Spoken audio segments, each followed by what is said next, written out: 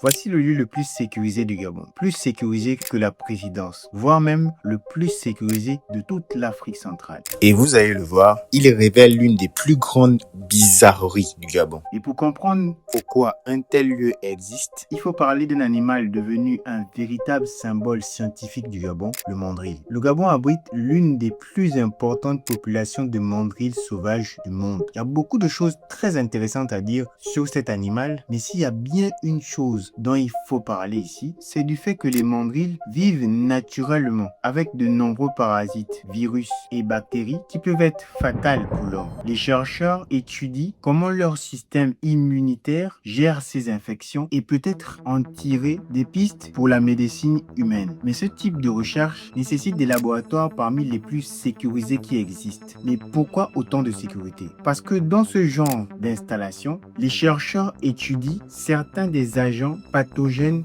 les plus dangereux connus de l'humanité, comme l'Ebola et d'autres agents pathogènes capables de provoquer des épidémies meurtrières. Pour les manipuler, les protocoles sont extrêmement stricts. Les scientifiques travaillent dans des zones confinées, l'air est filtré plusieurs fois, les déchets biologiques sont détruits selon des procédures spéciales et chaque accès est rigoureusement contrôlé. Et justement, le Gabon possède le Centre interdisciplinaire de recherche médicale de Franceville, le CIANF, l'un des centres scientifiques les plus importants d'Afrique centrale et reconnu dans le monde entier. Ce qui étonne vraiment, c'est que le Gabon est un petit pays de par sa population et dispose d'une base universitaire relativement limitée et qui fait face à de nombreux défis. Pourtant, il abrite l'un des centres de recherche biomédicales les plus avancés et les plus observés par la communauté scientifique internationale, devant ceux des pays